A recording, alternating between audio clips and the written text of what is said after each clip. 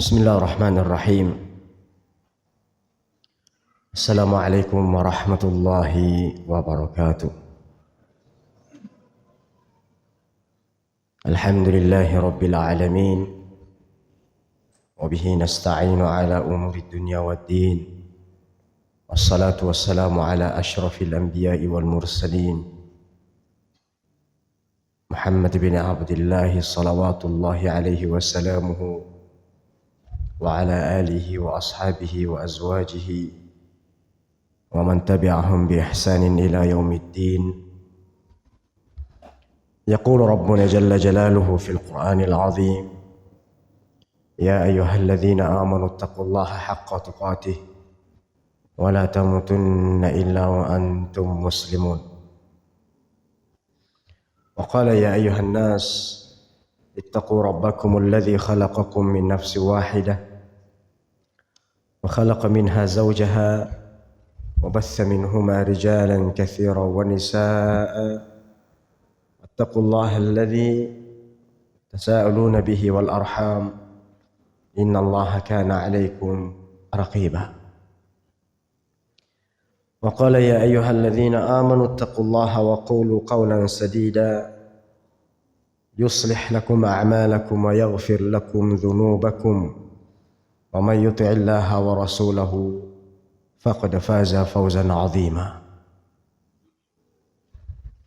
أما بعد، فإن أصدق الحديث كلام الله وخير الهدي هدى محمد صلى الله عليه وسلم وشر الأمور محدثاتها فإن كل محدثة بدعة وكل بدعة ضلالة وكل ضلالة في النار.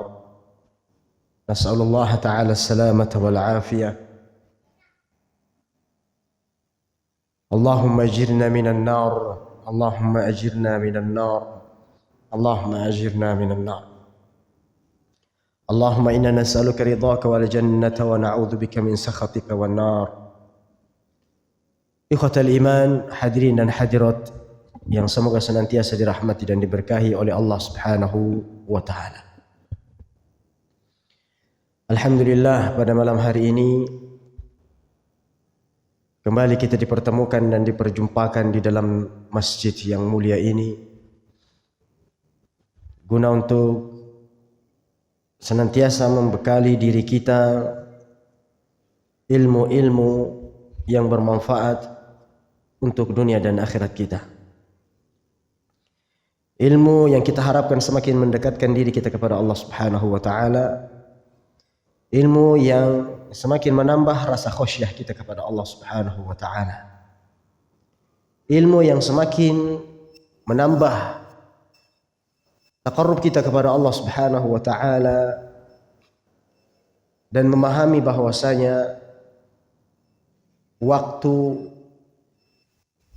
adalah utama untuk mendapatkan ridha Allah Subhanahu wa taala dengan memanfaatkan pada hal-hal yang bermanfaat, dengan memanfaatkan waktu untuk beribadah kepada Allah Subhanahu wa taala, seperti halnya saat sekarang kita ini bersama-sama duduk di majelis ilmu adalah merupakan ibadah yang sangat agung di sisi Allah. Berlipat ganda pahala yang Allah siapkan bagi mereka yang senantiasa belajar dan duduk di majelis ilmu. Pahala mendapatkan ilmu, pahala mendengarkan ayat-ayat Allah, pahala mendengarkan hadis-hadis Rasulullah sallallahu alaihi wasallam, pahala mendengarkan salawat atau bersalawat, pahala memanfaatkan waktunya yang diisi untuk yang bermanfaat saja, pahala berada di dalam masjid. Dan masih banyak lagi pahala-pahala yang tidak bisa kita sebutkan satu persatu di dalam keutamaan duduk di majelis-majelis ilmu.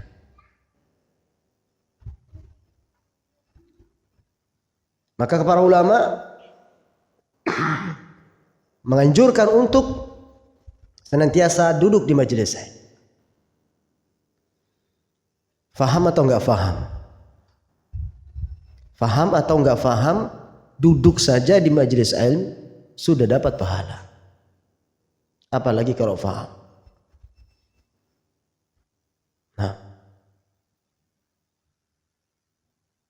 Sehingga di Masjid Nabawi terkadang kita lihat masyayikh sudah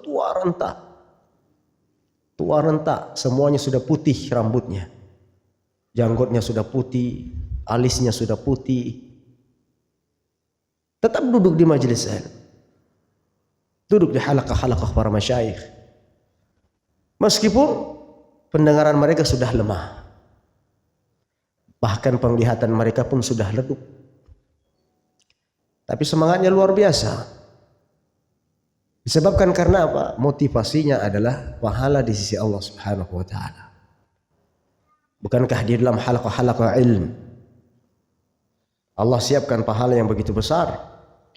Allah curahkan rahmat, Allah turunkan ketenangan, Allah kirim para malaikatnya untuk tetap hadir dan ikut hadir dalam majelis ilmu.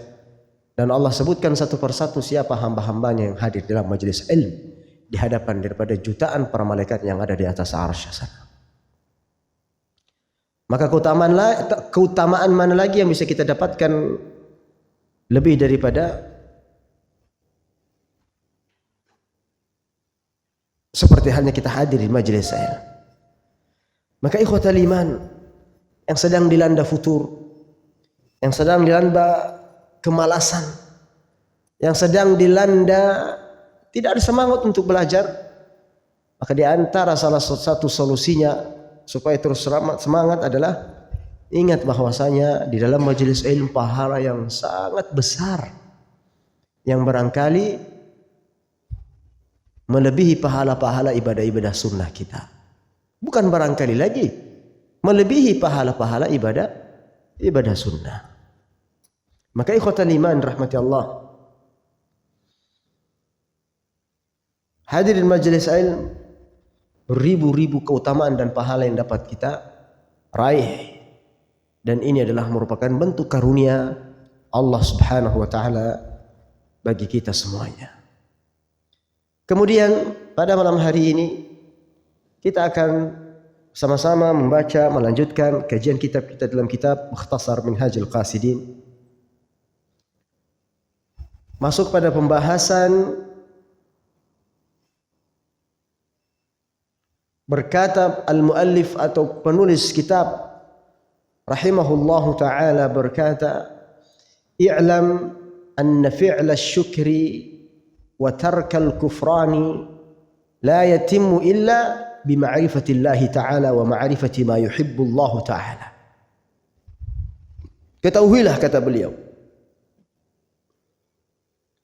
bahwasanya syukur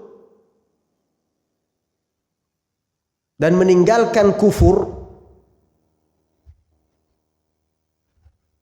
syukur tidak akan pernah terwujud kecuali dengan mengetahui apa yang Allah Subhanahu wa taala cintai.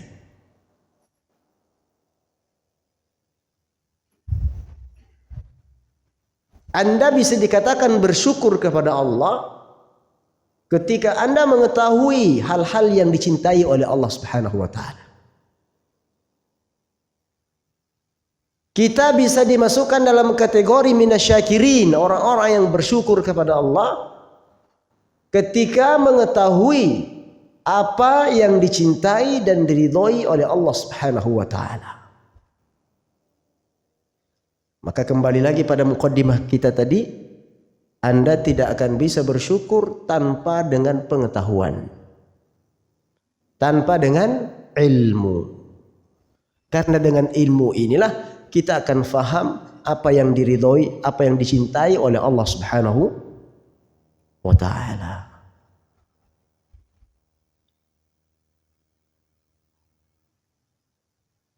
إذ معنى الشكر استعمال نعمه في محبه ومعنى الكفران نقيض ذلك إما بترك الاستعمال أو استعماله فيما يكرهه.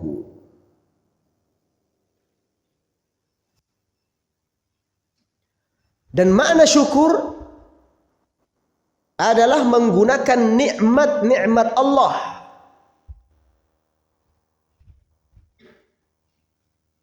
kepada sesuatu yang Allah Subhanahu wa taala cintai.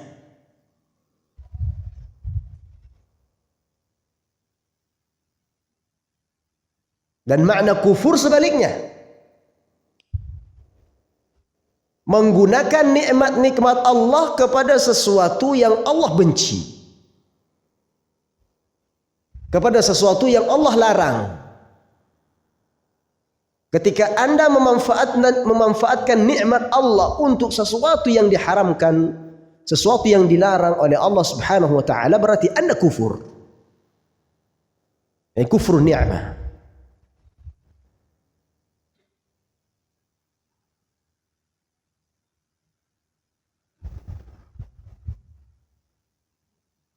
Termasuk tidak menggunakan nikmat Allah Subhanahu wa taala, artinya tidak memanfaatkan nikmat Allah Subhanahu wa taala untuk taat kepada Allah, bisa dikatakan kufur terhadap nikmat Allah. Contohnya, nikmat penglihatan. Nikmat penglihatan ketika kita tidak gunakan untuk melihat sesuatu yang baik, untuk melihat ayat-ayat Al-Quran kemudian kita baca, untuk melihat buku-buku kemudian kita pelajari, untuk melihat kebesaran Allah Subhanahu wa taala di alam semesta ini, dan kemudian kita kembali mengagungkan Allah. Kalau kita tidak menggunakannya kepada hal-hal tersebut atau kepada hal-hal yang bermanfaat, maka kita pun termasuk kufur nikmat. Anda punya mata tapi tidak pernah baca Al-Quran, kufur nikmat.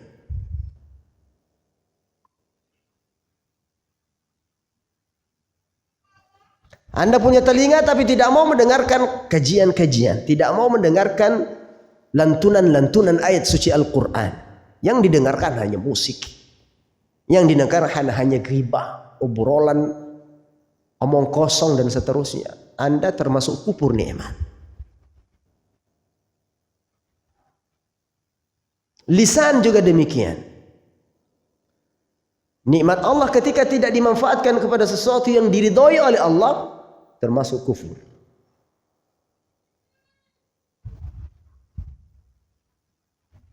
Tidak digunakan untuk berzikir,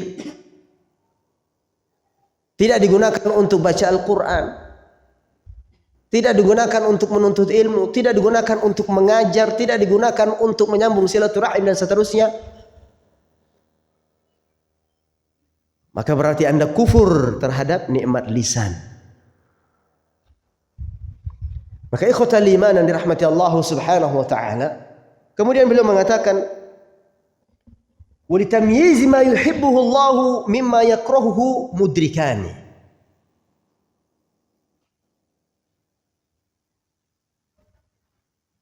Untuk mengetahui apa yang Allah suka atau Allah cinta dan apa yang Allah benci, itu bisa kita ketahui dari dua sumber.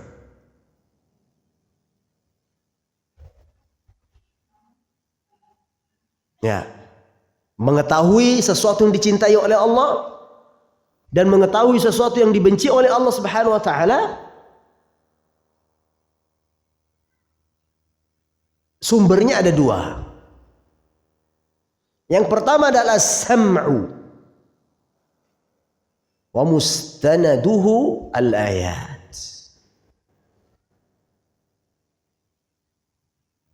Mengetahui sesuatu yang dicintai oleh Allah Subhanahu wa taala dan sesuatu yang dibenci oleh Allah Subhanahu wa taala, yaitu melalui pendengaran.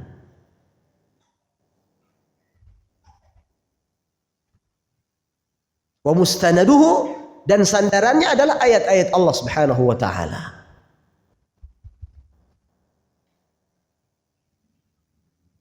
Artinya yang disukai dan yang dibenci oleh Allah Subhanahu wa taala bisa kita ketahui dengan melalui mendengarkan ayat-ayat Allah Subhanahu wa taala.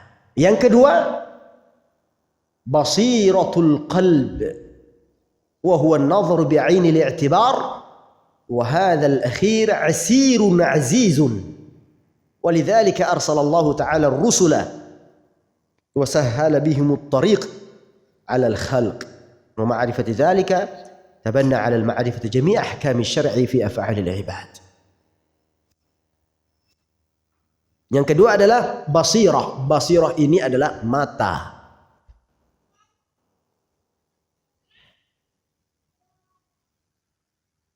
Atau melihat dengan mata perenungan, menghayati, mentadabburi.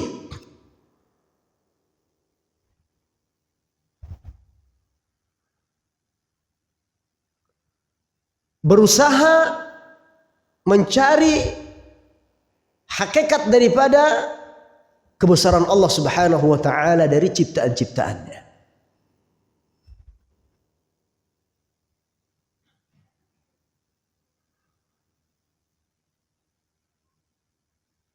Berusaha mengetahui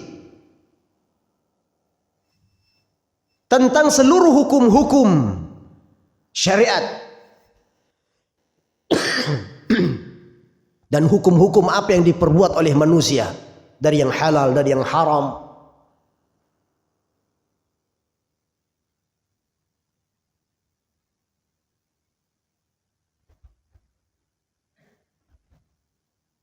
Barang siapa yang tidak mengetahui, kata beliau, faman la yattali'u ala hukmi syar'i atau faman la yattali'u ala hukmi syar'i fi jami'i af'alihi lam yumakkinuhu al-qiyam bihaqqi syukri aslan. Siapa yang tidak mengetahui hukum-hukum syariat dari setiap apa yang dia perbuat,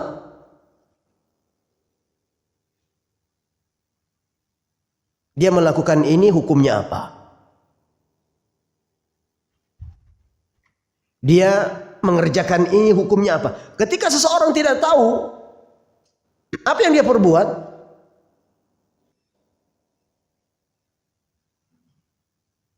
maka pada itu pula seseorang belum dikatakan menunaikan hak syukur kepada Allah Subhanahu wa taala.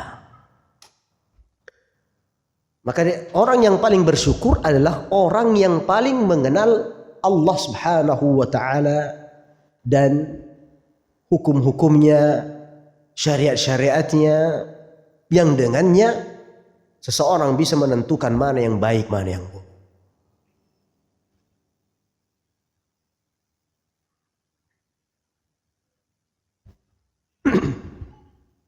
Kemudian ikhwatal iman rahmatallahu subhanahu wa ta'ala,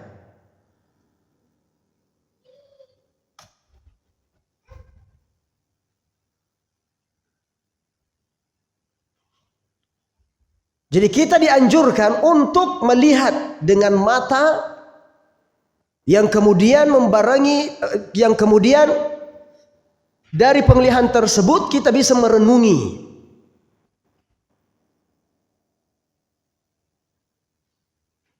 apa hikmah dari setiap ciptaan-ciptaan Allah Subhanahu wa taala. Apa hikmah dari setiap makhluk-makhluk Allah Subhanahu wa taala? Karena Allah Subhanahu wa taala tidak menciptakan satu jenis makhluknya pun di dunia ini kecuali ada hikmahnya. Kecuali ada hikmahnya, ada tujuannya. Baik yang mampu kita ketahui ataupun yang tidak mampu untuk kita ketahui dengan akal. Yang pasti semua makhluk Allah pasti ada tujuannya, ada hikmahnya. Sebagaimana Allah firmankan di dalam Al-Quran, inna fi khalqis samawati wal ardi wa ikhtilafil laili wan nahar la ayatin liulil albab alladzina yadhkuruna Allah qiyaman wa qu'udan wa 'ala junubihim wa yatafakkaruna fi khalqis samawati wal ardi rabbana ma khalaqta hadza batila.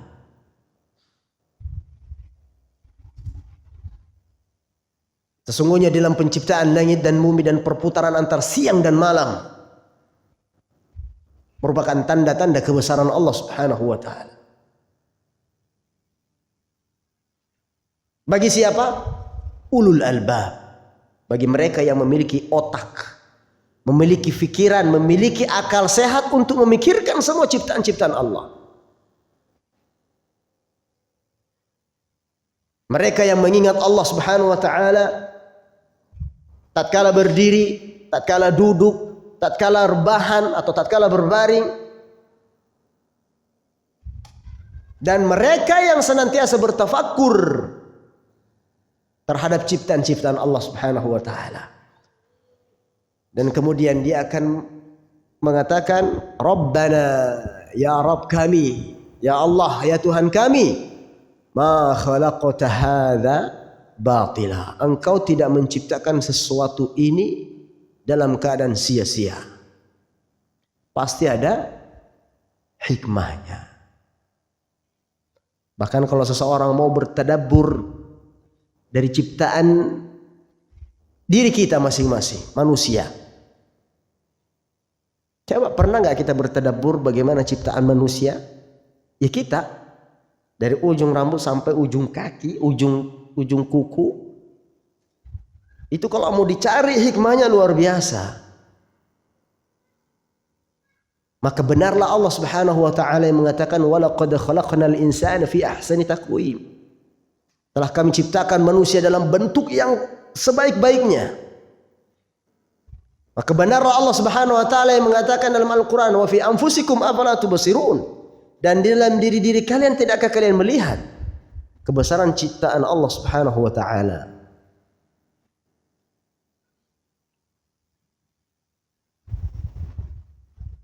Dari ujung rambut, ya, yang barangkali kita nggak tahu hikmahnya apa nih rambut.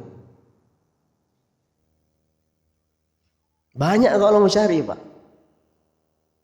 Ya, banyak kalau mau dicari. Pertama apa? Rambut bikin gagah, betul nggak? Coba kalau pelontos sama yang nggak ada rambutnya beda kan? Tuh, satu sudah dapat. Yang kedua apa? Melindungi kita dari dingin. Beda orang yang tidak punya rambut sama orang punya rambut. Kekebalan tubuhnya pasti berbeda. Biasanya kalau yang nggak punya rambut itu lebih mudah flu. Lebih mudah flu, apalagi kalau di musim dingin. Itu baru rambut. Belum lagi alis. Belum lagi bulu mata. Coba bayangkan. Ciptaan Allah begitu sempurna. Rupa yang tidak ada yang sama, bayangkan. Padahal jaraknya paling segini nih, berapa senti cuman ini. Mata sama-sama mata, tapi mata saya dengan mata antum tidak sama. Betul? Bentuknya. Padahal berapa ciptaan Allah? Jutaan, miliaran. Ahli pembuat patung pun itu sudah bingung dia untuk membuat 10 patung yang berbeda. Sudah kebingungan dia. Tapi coba antum, satu tempat ini tidak ada yang sama mukanya, Pak. Tidak ada yang sama. Kalaupun ada yang sama, sekalipun kata orang kembar, pasti ada yang beda. Kembar tapi beda. Kembar tapi tidak sama. Subhanallahil khaliq. Maka di antara nama Allah atau asma'ullah Subhanahu wa ta'ala, di antara nama-nama Allah yang baik berada di akhir daripada surat Al-Hasyr. Apa kata Allah Subhanahu wa ta'ala? Huwallahul khaliqul bari'ul musawwir. Al-musawwir. Apa artinya al-musawwir?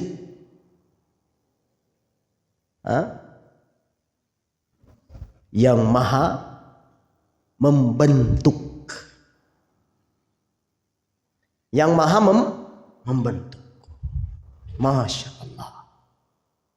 Ciptaan Allah di lautan dengan begitu banyak jenis-jenis ikan, bentuknya bermacam-macam, Warnanya juga bermacam-macam.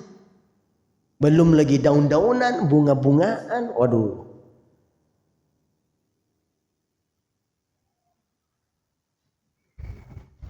Terlalu banyak makhluk-makhluk Allah. Kalau kita mau bertafakur setiap makhluk Allah itu, maka kita akan menunjuk ke atas. Subhanallahil khaliq. Maha suci Allah, Sang Maha Pencipta. Maka ikhwatal iman rahmatullah subhanahu wa ta'ala. Kemudian kata beliau,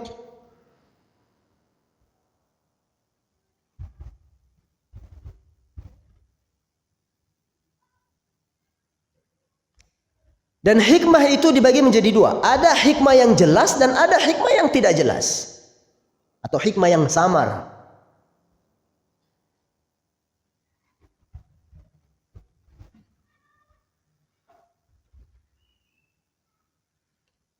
Wa tilkal hikmatu munqasimatun ila jaliyatin wa khafiyatin. Jadi hikmah itu dibagi menjadi dua. Ada yang jaliyah, ada yang khafiyah. Jaliyah itu artinya yang jelas. Ada yang khafiyah, ada hikmah yang tidak kita ketahui, tidak terdeteksi. Samar-samar.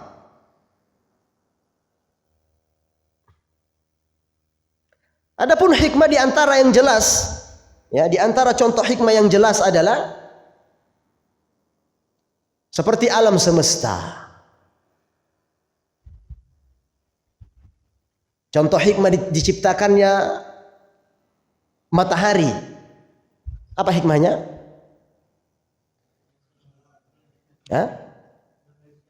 Untuk mengetahui siang dan malam, untuk memberikan cahaya. Sebagaimana Allah firmankan dalam surat An-Naba, apa kata Allah Subhanahu wa taala? Wa ja'alna an-nahara ma'asya. Dan kami jadikan siang untuk mencari penghidupan. Kenapa? Karena terang. Coba kalau gelap, Pak, gimana kita bisa bekerja? Paling meraba-raba kita. Jadi di antara hikmah diciptakannya matahari yang kemudian mengeluarkan sinar di siang hari adalah supaya kita bisa bekerja di siang harinya. Maka yang sebenarnya adalah menurut fitrahnya manusia itu bekerja di siang hari. Wa ja'alna al-laila libasa. Dan kata Allah, dan kami jadikan malam hari itu adalah libas. Libas itu artinya pakaian. Artinya untuk istirahat.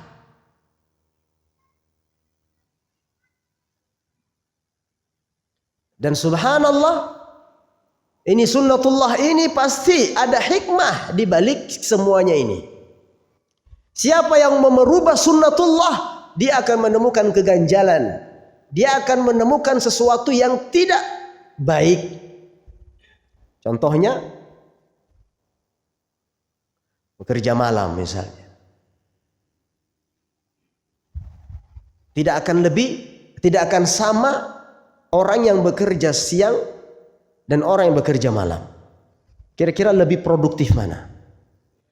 Pasti siang. Karena memang fitrahnya siang diciptakan untuk bekerja. Tidak mungkin sama. Dan hikmah lainnya, orang yang suka melek malam, artinya bergadang, itu pasti ada efeknya terhadap kesehatannya.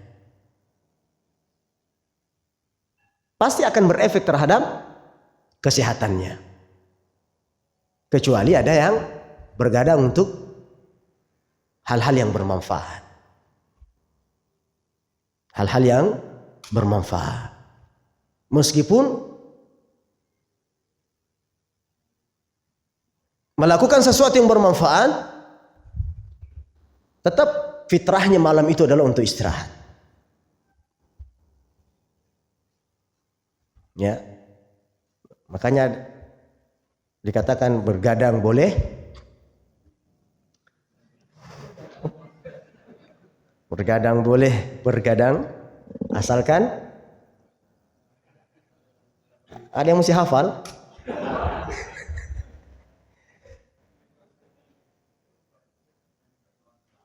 Ya, yang penting ada manfaatnya katanya. Rawahu Roma. Ya. Tapi tetap ikhwan, malam itu memang untuk istirahat. Siapa yang merubah sistem Allah yang Allah sudah atur sedemikian rupa, dia akan menemukan sesuatu yang berbahaya untuknya. Kesehatannya akan semakin drop. Kemudian penampilannya akan tidak sama dengan orang yang siang dia bekerja, malam dia istirahat. Kapan dibalik akan kacau. Akankah kacau? Nah, itu salah satu bentuk daripada hikmah yang bisa nampak di mata kita. Ada juga yang samar-samar seperti apa bintang. Sebagaimana disebutkan di sini,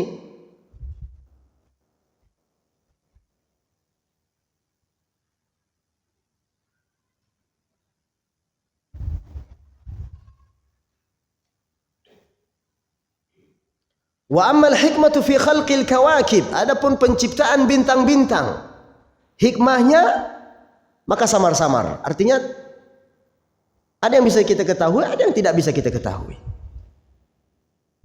Fa khafiyatun la yattali'u 'alaiha kullul khalq aw kullul khalq wa qad yattali'una 'ala ba'di ma fiha min al-hikam. Ada yang tidak bisa menemukan hikmah diciptakannya bintang-bintang, ada juga yang bisa menemukan hikmahnya. Di antaranya adalah zinatun lis-sama. Bintang itu Allah ciptakan sebagai zina. Apa artinya zina?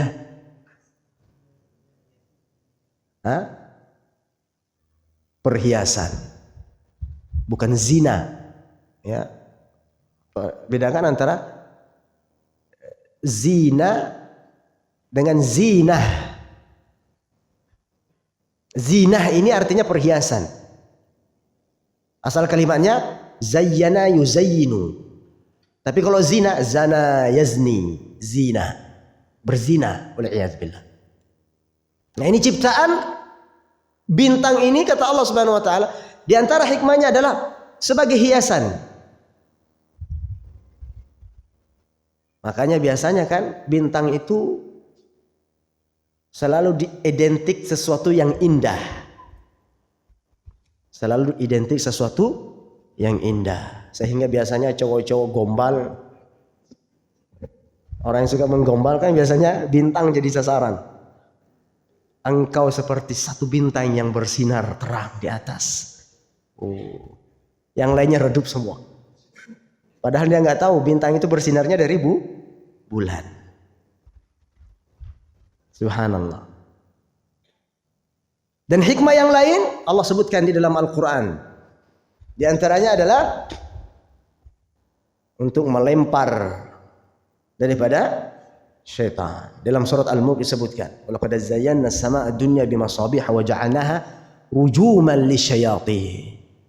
Rujum, untuk melempar setan-setan yang sedang bertumpuk-tumpuk untuk mencuri kabar yang ada di langit sana. Di antara hikmahnya juga adalah wa ja'alna wa laqad ja'alna fis samaa'i burujan wa zayyannaha lin-nadhirin. Dan sungguh kami telah menciptakan gugusan bintang-bintang di langit, dan kami telah menghiasi langit itu bagi orang-orang yang memandangnya.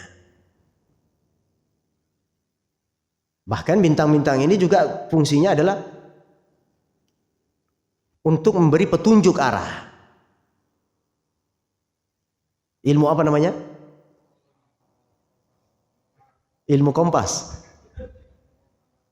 Ilmu apa? Saya lupa ilmu apa namanya. Yang pasti orang-orang tua dulu kita, para pelaut-pelaut ini sebelum adanya kompas. Kalau sekarang kan canggih, kompas ada. Ya, arah kiblat pun dapat kita ketahui di mana nih arah kiblat. Gampang sekarang. Tapi orang-orang dulu mana tahu dia? Nggak ada kompas. Mereka bisa mengetahui arah angin. Mereka bisa mengetahui mana barat, mana timur. Itu biasanya dari bintang-bintang yang muncul. Yang menjadi masalah kalau mendung. Nah, kalau mendung selesai urusan.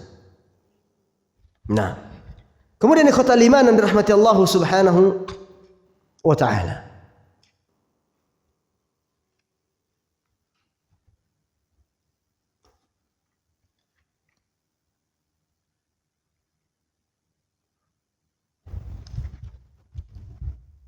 Maka kata beliau di antara perkataan beliau di dalam kitab ini, wa kadzalika al-'ainu idza nadhara biha ila muharramin faqad kafara ni'mataha wa ni'mat asy-syamsi aidha idh al-ibsaru yatimmu biha fal-'ainu wasyamsu khalaqata liyubsira bihima ma yanfa'uhu fi dinihi wa dunyahu wa yattaqi bihima ma yadhurruhu.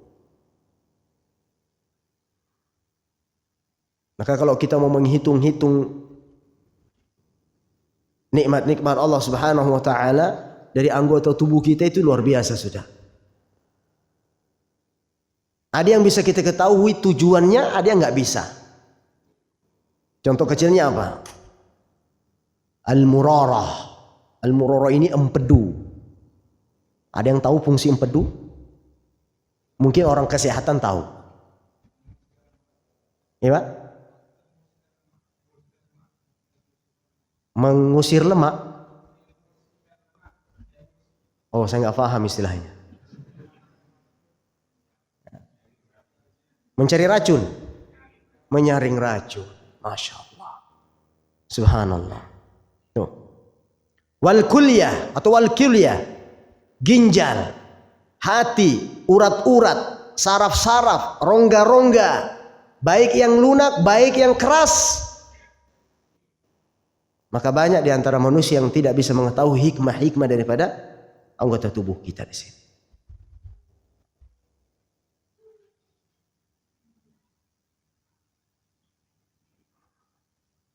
Maka barang siapa yang menggunakan sesuatu untuk sesuatu kepentingan yang bukan kepentingan Allah Subhanahu wa ta'ala, artinya menggunakannya bukan untuk taat kepada Allah Subhanahu wa ta'ala, maka dia telah kufur terhadap nikmat Allah Subhanahu wa ta'ala. Contohnya juga tangan, kata beliau. Kal yad,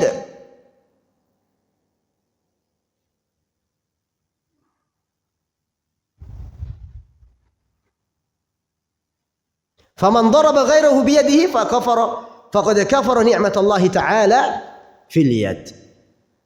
Di dalam tangan ini, kata beliau, nikmat Allah Subhanahu wa ta'ala.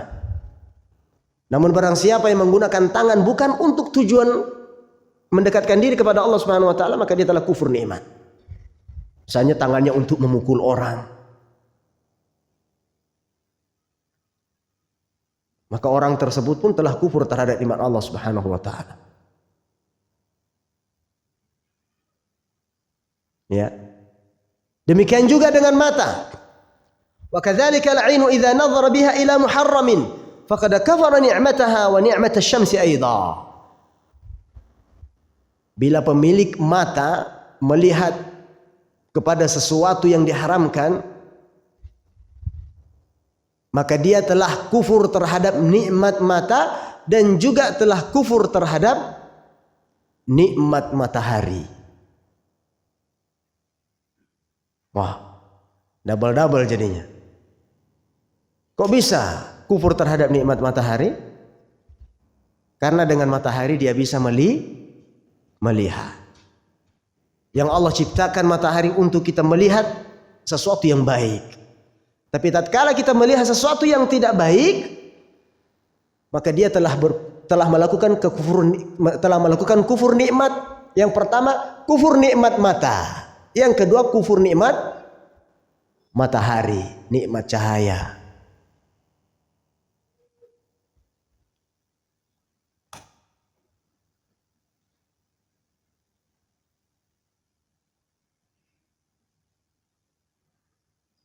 Maka ikhwatal iman rahmati Allah subhanahu wa ta'ala, maka patut untuk kita an na'tabira syukran ni'mati wa kufriha bihadzal mithal. Patut untuk kita menimbang syukur nikmat dan kufur nikmat dengan contoh-contoh yang ada di sekeliling kita.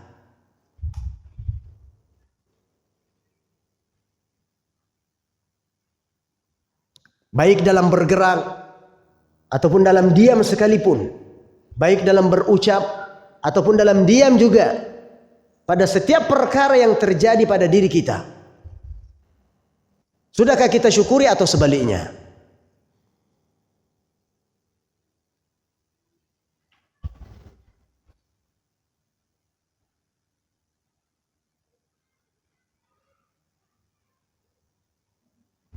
Dan contohnya juga diantaranya adalah Allah menciptakan dua tangan untuk kita semuanya, dan menjadikan salah satunya lebih kuat dari yang lain.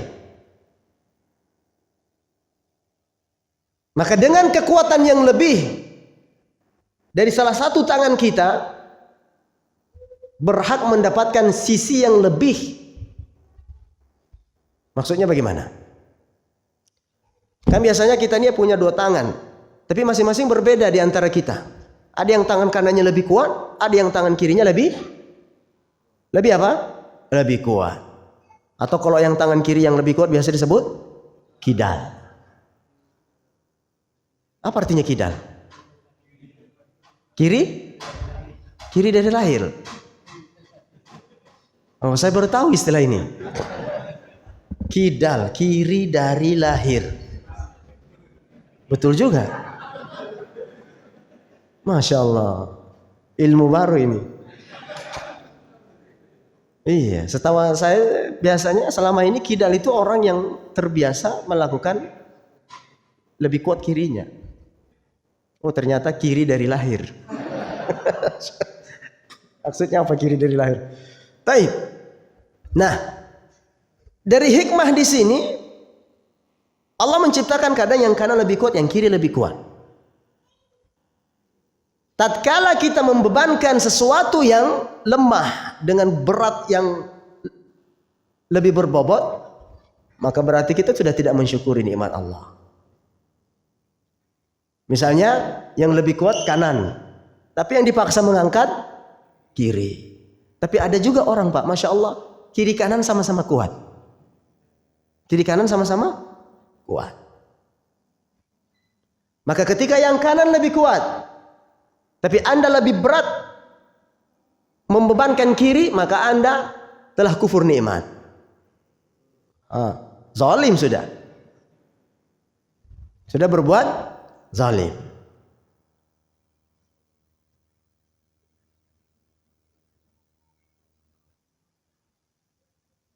Kemudian kata beliau, Allah memberikan kita dua tangan, telah menentukan pekerjaan-pekerjaannya, telah menentukan amalan-amalan apa yang harus dikerjakan yang tangan, apa yang kanan, apa yang harus dikerjakan yang kiri. Kalau yang kanan disebutkan di sini seperti apa? Mengambil mushaf. Adapun yang kiri disebutkan di sini adalah biasanya gunanya adalah untuk mengangkat najis. Bila Anda mengambil mushaf dengan tangan kiri dan mengangkat najis dengan tangan kanan, maka Anda telah membalikkan apa? Fungsi yang Allah Subhanahu wa taala telah tetapkan untuk makhluknya, untuk kita semuanya. Berarti Anda telah menzoliminya, kata beliau di dalam kitabnya. Jadi kalau kanan itu kan gunanya untuk yang baik-baik saja. Makanya kalau mengambil mushaf, jangan ambil dengan tangan kiri. Ada mushaf di atas meja, ada mushaf di lemari. Jangan ngambilnya dengan tangan kiri. Jangan ngangkatnya dengan tangan kiri. Tapi gunakan dengan tangan kanan. Adapun untuk yang najis-najis, akramakumullah, barulah tangan kiri. Ini semuanya hikmah yang Allah ciptakan daripada makhluk-makhluknya. Dan semuanya tunduk karena Allah Subhanahu wa taala. Tidak ada pernah kita dengar yang kiri iri. Yang kiri iri terhadap yang kanan. Tidak ada. Karena ini adalah semua makhluk Allah yang tunduk atas ketentuan dan ketetapan Allah Subhanahu wa taala. Di antara bentuk keadilan dan di antara bentuk syukurnya kita kepada Allah Subhanahu wa taala adalah menempatkan sesuatu pada tempatnya. Sebagaimana hukum dan syariat yang telah Allah Subhanahu wa taala tetapkan. Seperti tangan. Ya. Ketika tangan kita yang kanan lebih kuat, maka tentunya ketika mengangkat, maka hendaknya yang kananlah kita bebankan. Kemudian pada hal-hal yang lain seperti jika melakukan sesuatu yang baik-baik, maka hendaknya menggunakan tangan kanan. Melakukan sesuatu yang kotor, najis, atau seperti istinja dan lain sebagainya, maka hendaknya menggunakan tangan kiri. Kata beliau, wa kadzalika fi rijlain. Demikian juga untuk sepasang kaki. Bila di dalam memakai sepatu memulainya dengan yang kiri, faqad zalamtal yumna, maka kamu menzalimi yang kanan. Ya, subhanallah. Jadi luar biasa sempurnanya agama kita. Di dalam tata cara memakai pakaian saja sudah ada tuntunannya. Ya. Kalau memakai sesuatu itu hendaknya dengan kanan. Ya, sesepele itu kelihatannya. Tapi di situ ada contoh dari Nabi, ada sunnah. Siapa yang melakukannya, siapa yang mengerjakannya dikarenakan ingin mencontohi Nabi SAW dan mengharapkan pahala dari setiap amalan tersebut, akan dia dapatkan pahala di sisi Allah. Memasang sepatu sepele atau tidak? Kelihatannya sepele. Pakai sandal sepele atau tidak? Sepele. Tapi ketika kita memulainya, memakainya dengan tangan yang kanan, memulai dengan yang kanan, apalagi dibarengi dengan baca bismillah, maka pahala akan terus mengalir. Dalam seharian ini, kalau mau dihitung-hitung berapa kali kita pakai sandal? Pakai lepas. Banyak sekali. Masuk masjid pakai lepas maksudnya. Ya, keluar masjid pakai. Pakai sandal saja itu pahala sebenarnya. Kalau kita meniatkan mencontoh Rasulullah sallallahu alaihi wasallam, sunnahnya Nabi sallallahu alaihi wasallam. Baca bismillah pakai dengan kaki kanan. Lepas pun dengan kaki kiri. Dan kalau sudah terbiasa ikhwati fillah,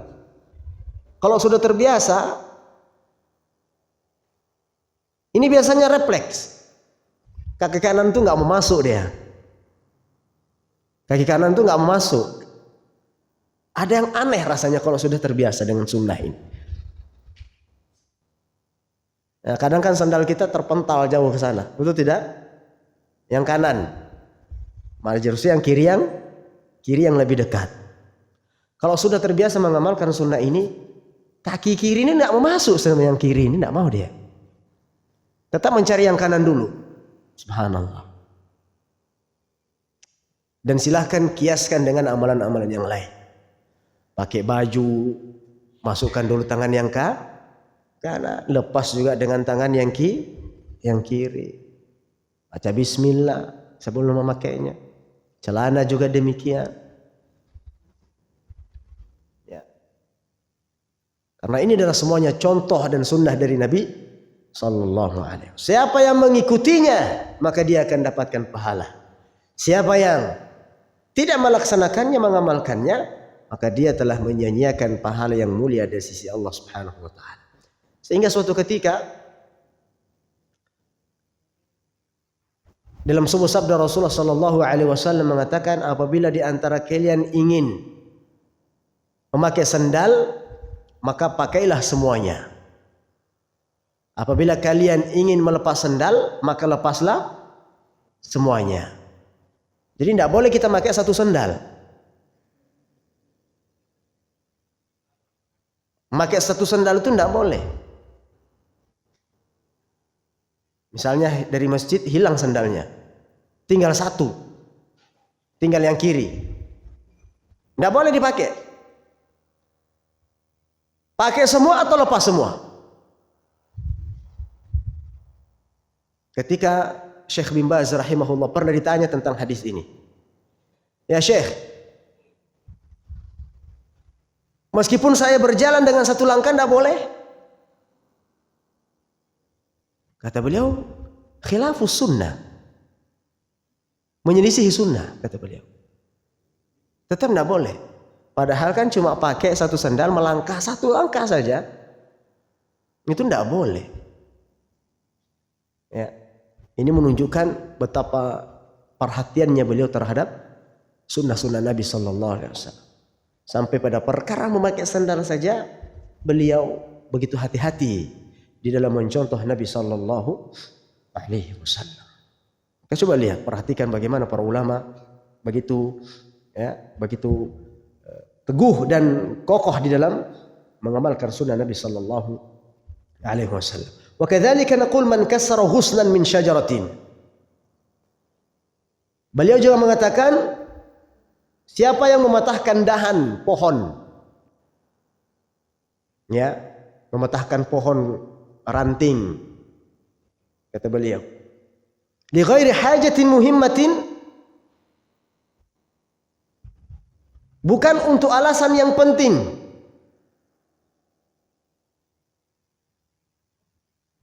wa gharadin sahihin, dan dengan tujuan yang benar,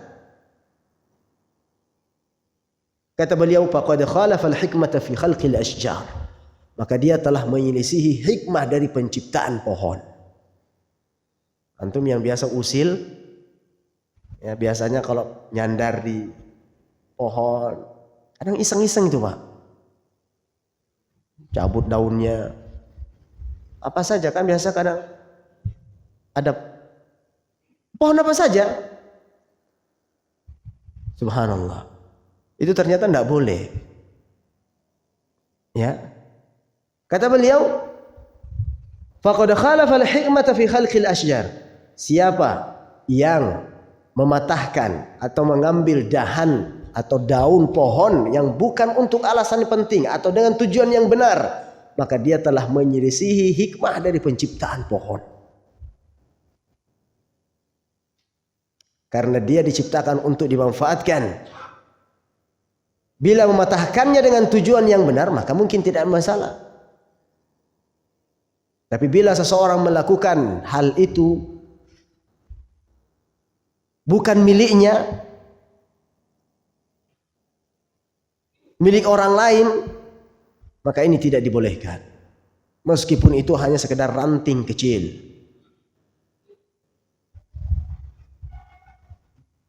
Maka dia telah berbuat zalim, kata beliau. Wa in fa'ala dzalika fi mulki ghairihi fa huwa zalimun. Wa in kana muhtajan illa an ya'dzana sahibuhu. Kalaupun butuh, maka tetap harus izin terhadap pemilik pohon. Biasanya dulu kalau kita di kampung itu, dan biasanya lagi hujan itu payungnya dengan apa? Daun pisang. Dengan daun pisang. Biasanya kebiasaan orang itu punya, lihat pisang tepi jalan, asal tebas saja Pak. Itu tidak boleh. Yang pernah melakukan bertobat, tidak boleh. Ya, meskipun hanya satu pelepah daun pisang saja, ya, harus tetap ada izin dari sang pemiliknya. Meskipun dengan tujuan yang baik. Untuk berlindung dari hujan misalnya, untuk berteduh misalnya. Ya. Mematahkannya tanpa izin pemiliknya, maka itu tidak dibenarkan. Nah, maka di dalam kitab ini kalau kita mau kaji, Masya Allah luar biasa, sampai sedetail-detail ini beliau bahas. Baik, karena waktu yang membatasi kita, barangkali sampai di sini ada pertanyaan. Barakallahu fikum. Pada kesempatan berikutnya kita akan masuk pada materi yang baru.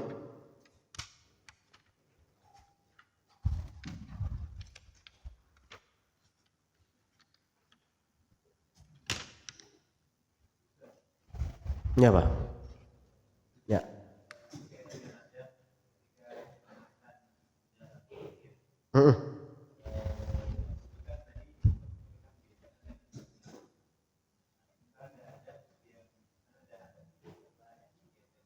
Apa?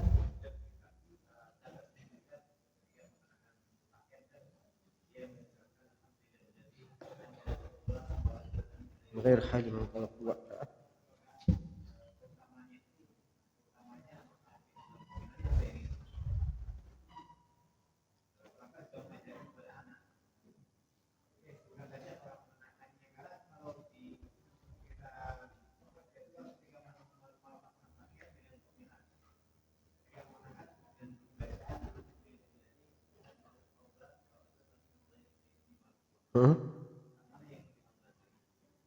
Mana yang lebih?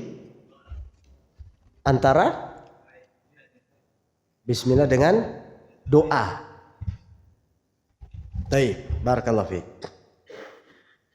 Nah, tentunya di dalam adab memakai pakaian membaca doa. Minimal membaca bismillah. Apa artinya bismillah? Minta keberkahan. Karena bismillah ini artinya at-tabarruk. Bismi, ada jar wa majrur. Bismi. Kata ulama tafsir di antaranya Al-Imam Syekh Shalih Al-Utsaimin mengatakan bismi ini adalah ada kata kerja yang tersembunyi di situ. Ada kata kerja yang tersembunyi. Takdirnya saya melakukan. Dengan nama Allah saya melakukan ini. Maka tergantung pekerjaannya. Maka kalau misalnya kita memakai pakaian mengucapkan bismillah, berarti kita berdoa kepada Allah, dengan namamu saya memakai pakaian. Makan, kita mengucapkan bismillah, maka seakan-akan kita mengucapkan dengan namamu ya Allah saya memakai pakaian. Atau dengan namamu ya Allah saya makan. Maka minimal dengan membaca bismillah. Sebagaimana dalam sebuah hadis dikatakan, kullu amrin dzibanin la yubda'u bi bismillah fa huwa abtar. Setiap perkara yang tidak dimulai dengan bismillah maka dia jauh dari keberkahan. Maka menggabungkan antara bismillah dengan doa itu lebih afdal. Bismillah. Alhamdulillahilladzi kasani hadzal thawba wa razaqnihi min ghairi haulin minni wala quwwah. Jadi memakainya menggabungkan antara bismillah dengan doa tadi. Ya. Tapi mencukupkan dengan bismillah boleh. Tapi kalau mau disempurnakan dengan doa itu maka menjadi lebih afdal.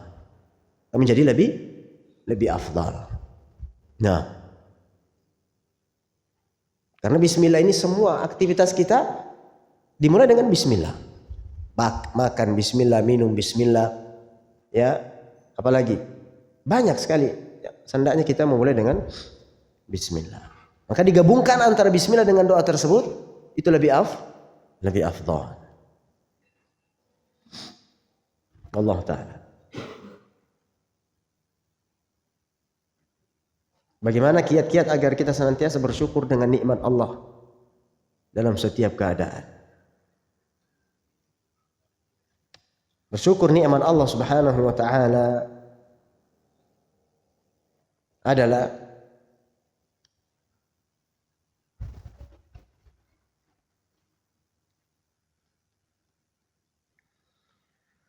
menempatkan posisi kita sebagai makhluknya yang butuh kepada Allah Subhanahu wa taala. Artinya, seseorang tidak akan mungkin bisa bersyukur sampai dia menaati Allah Subhanahu wa taala. Sampai dia mengerjakan perintah Allah dan menjauhi segala larangannya.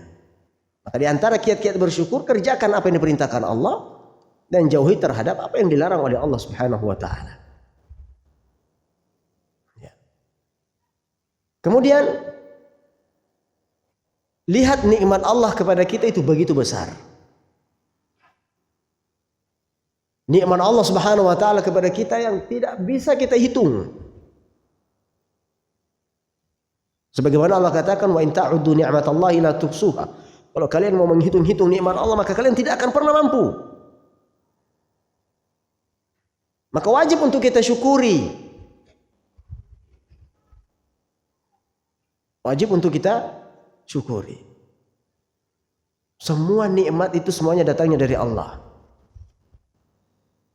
Semua nikmat datangnya dari Allah Subhanahu wa taala. Pakaian kita nikmat, kita syukuri, alhamdulillah. Dengan rezeki dari Allah saya pun bisa menutup aurat saya. Ya. Kendaraan, tempat tinggal, semuanya. Ya.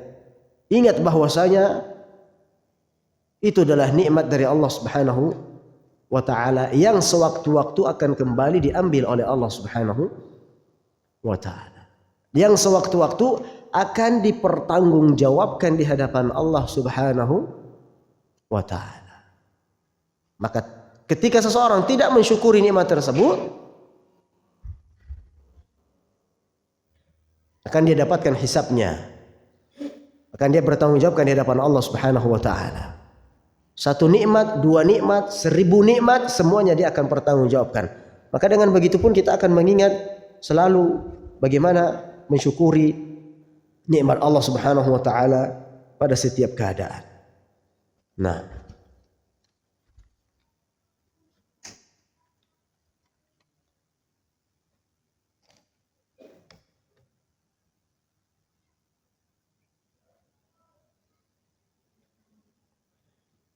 disebutkan sebuah hadis, dunia itu terlaknat kecuali zikir kepada Allah Subhanahu wa taala. Nah, apakah orang yang memakai sandal tidak sesuai sunnah dan tidak membaca bismillah, apakah terlaknat? Tidak. Ya, tidak sampai sebegitu. Orang terlaknat salah memakai sandal kemudian terlaknat. Tidak. Artinya dia menyelisihi sunnah, tidak dapatkan pahala di situ. Ya. Tidak sampai terlaknat. Karena kalau terlaknat harus ada dalilnya. Siapa yang memakai sandal dengan kaki kirinya maka dia terlaknat. Baru bisa kita katakan terlaknat. Ya, karena laknat ini sangat sensitif, ya. Laknat itu artinya menjauhkan seseorang dari rahmat Allah Subhanahu wa taala. Namun seorang muslim hendaknya membiasakan, ya, sunnah-sunnah Nabi Sallallahu Alaihi Wasallam di dalam setiap keadaan, di dalam setiap amal-amal perbuatannya.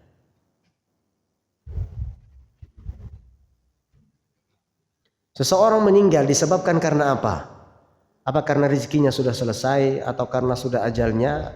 Mana yang lebih dahulu, Ustaz?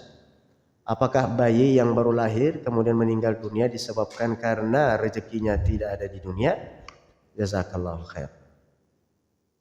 Pertanyaan yang kedua, bagaimana kiat-kiat singkat menjaga keharmonisan rumah tangga? Apakah hanya dengan cukup dengan mentaati perintah Allah dan Rasulnya? Nah, pertanyaan yang pertama, seseorang meninggal disebabkan karena apa? Ya karena sudah ajalnya. Karena sudah ajalnya. Ya. Apakah karena rezekinya sudah selesai? Di antara salah satu penjelasannya Rasulullah Sallallahu Alaihi Wasallam bahwasanya seseorang tidak akan meninggal sampai sempurna rezekinya. Artinya dia telah mendapatkan semua ketetapan rezekinya yang sudah Allah Subhanahu Wa Taala gariskan. Sebelum dia dapatkan maka tidak akan meninggal. Dan ini sejalan dengan ajal. Sejalan dengan ajal. Mana yang lebih dahulu, Ustaz? Apakah bayi yang baru lahir kemudian meninggal dunia disebabkan karena rezekinya tidak ada di dunia, ya, kematian yang menentukan Allah Subhanahu wa taala. Ya, bagaimanapun bentuknya semuanya adalah ketetapan dari Allah Subhanahu wa taala yang sudah digariskan bagi seseorang ketika sudah berada di dalam rahim-rahim ibu kita masing-masing. Ya. Kalau dia lahir kemudian meninggal, itu berarti ajalnya sudah di situ. Ya. Apakah rezekinya tidak ada di dunia? Ya. Ketentuannya sudah meninggal di waktu bayi, maka tidak ada lagi rezekinya. Ya, selesai sudah rezekinya di situ. Bagaimana kiat-kiat singkat menjaga harmonisan rumah tangga? Apakah hanya dengan cukup mentaati perintah Allah Subhanahu wa taala dan Rasulnya? Nah, ini diantara kiat yang paling utama dalam menjaga keharmonisan rumah tangga adalah taat kepada Allah dan Rasulnya. Meskipun beberapa kiat-kiat yang lain banyak sekali, Bapak Ibu. Ya, menjaga keharmonisan rumah tangga itu banyak sekali kiat-kiat yang lainnya. Di antara yang pertama adalah saling menasehati. Saling menasehati. Yang kedua adalah saling mengerti. Ya, kalau kita membahas ini satu pertemuan ini, Pak. Ya. Ini bahas tentang keharmonisan rumah tangga sangat banyak materinya. Ya, yang pasti bertakwa kepada Allah Subhanahu wa taala adalah kunci utama. Masing-masing bertakwa kepada Allah, insyaallah Allah akan harmoniskan. Ya, Allah akan harmoniskan. Dan di antara takwa seseorang kepada Allah Subhanahu wa taala adalah ya, mengerti posisi masing-masing.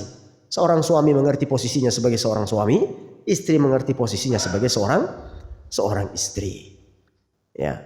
Dengan begitu akan terjalin keharmonisan di dalam rumah tangga. Nah, karena kajian ini kalau mau dibahas satu kajian, ya, apa mau bahas tentang keharmonisan rumah tangga pertemuan berikutnya. Nah, Ustaz, ana mau bertanya, apakah orang bekerja di malam hari itu mendapatkan dosa dan tercela karena telah menyelisihi sunatullah? Soalnya sudah peraturan perusahaan begitu, Ustaz. Nah, Allahumma musta'an. Ya, memang tidak bisa kita pungkiri di beberapa peraturan-peraturan perusahaan atau pabrik tertentu itu mewajibkan karyawannya untuk tetap bekerja di malam hari. Ya, meskipun biasanya ini shift-shiftan bahasanya. Ya. Dan itu biasanya hanya untuk operasional, bukan untuk bekerja apa ada yang perusahaan mewajibkan bekerja malam produksi gitu? Ada? Hah? Subhanallah. Atau hanya sekedar jaga malam saja? Itu tidak bisa berhenti ya? Pokoknya non-stop 24 jam. Oh, Masya Allah. Ya. Iya. Kita katakan jika ada pekerjaan yang lebih layak, artinya bekerjanya itu di siang hari, maka tentunya memilih hal tersebut adalah lebih baik. Tapi sekiranya tidak ada lagi pekerjaan, sementara ada kewajiban lain daripada menafkahi keluarga, anak istri dan seterusnya, maka semoga bekerja di malam hari. Dan itu kan tidak tiap malam, betul? Pasti kan ada shift-shiftnya, pergantian. Nanti 8 jam, 8 jam, 8 jam begitu terus berputar. Ya. Semoga tidak mengapa. Yang pasti, ya, bekerja di malam hari itu membahayakan. Bekerja di malam hari membahayakan. Ya. Dari sisi kesehatan juga sangat tidak baik. Ya. Hari ini sekarang 2 bulan, 3 bulan, setahun, 2 tahun, mungkin fisik kita masih kuat. Tapi itu alhamdulillah. Nah, kita lanjut saja. Pasti akan berefek kepada kesehatan kita nanti di masa tua. Ya, pasti ada efeknya di masa tua. Oleh karenanya Rasulullah mencontohkan kepada kita untuk segera tidur setelah sholat Setelah sholat Isya jika tidak ada kepentingan yang mendesak. Ya, makanya Masya Allah ketika kita melihat kepribadian Rasulullah Sallallahu Alaihi Wasallam itu jarang sekali sakit dan luar biasa kekuatan beliau Sallallahu Alaihi Wasallam. Karena kenapa? Mengikuti perintah dan sunnah Allah Subhanahu Wa Taala, yaitu berupa tidak bekerja memporsir di malam hari, ya, tenaga di malam hari. Ya, maka sebisa mungkin menghindari bekerja di malam hari jika tidak mendesak. Ya. Ada dokter yang menasehati beberapa waktu yang lalu, ya, bahwasanya di jam 10 malam itu, ya, ini menurut kesehatan. Jam 10 malam itu badan itu sudah harus diistirahatkan. Ketika jam 10 lewat kita masih bekerja, maka itu akan ada dampak negatifnya untuk kesehatan kita. Ya, mungkin tidak secara langsung. Besok, lusa, minggu depan, bulan depan, tahun depan, itu pasti ada efeknya. Itu secara kesehatan. Dan adapun secara syar'i, Rasulullah Sallallahu Alaihi Wasallam sudah mencontohkan kepada kita semuanya. Bagaimana kebiasaan Rasulullah SAW setelah sholat Isya itu menyegerakan untuk tidur dan kemudian bangun kembali di sepertiga malam. Nah, ini baru sehat. Itu baru sehat. Akan tetapi kalau dibalik, misalnya jam 12 baru tidur, maka akan susah untuk bangun malam. Dipastikan biasanya bangunnya pas sholat subuh. Ya, bagaimana dengan orang yang tidur jam 2? Bagaimana dengan orang yang tidur jam 3 misalnya? Dan di mana waktu-waktu ini, luar biasa cobaannya, godaannya luar biasa. Ya, sudahlah setan menggoda, kemudian fisik pun tidak mampu lagi untuk berdiri dan menegakkan sholat. Tidur di awal waktu, kemudian bangun di pertengahan malam, itu bukan bergadang namanya. Ya, itu bukan bergadang lagi. Yang namanya bergadang adalah tidurnya diakhirkan, kemudian bangunnya diakhirkan. Nah, maka subhanallah, sunnah Allah Subhanahu wa taala dan sunnah Rasulullah itu pasti bernilai hikmah yang sangat baik untuk kita semuanya. Ya, maka antum kalau bisa bekerja di siang hari, maka pilihlah pekerjaan yang ada di siang hari.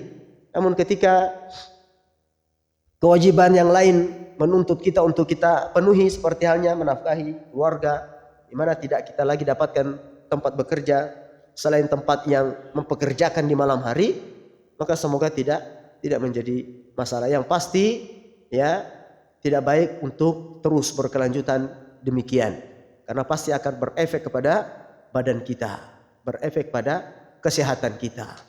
Ya, kalau ada yang suka bergadang, itu sangat-sangat tidak baik. Ya, sangat-sangat tidak baik karena menyelisih sunnah Allah dan sunnah Rasulullah Sallallahu Alaihi Wasallam. Allah berfirman dalam Al-Quran, wa ja'alna al-laila libasa wa ja'alna an-nahara ma'asya. Ini adalah dalil yang sangat kuat bagaimana Allah menciptakan siang untuk bekerja dan Allah ciptakan malam untuk istirahat. Aqulu qouli hadza astaghfirullah li wa lakum wa sa'iril muslimin wa muslimat min kulli dzamb. Subhanakallahumma rabbana wa bihamdik, asyhadu an la ilaha illa anta astaghfiruka wa atubu ilaik. Assalamualaikum warahmatullahi wabarakatuh.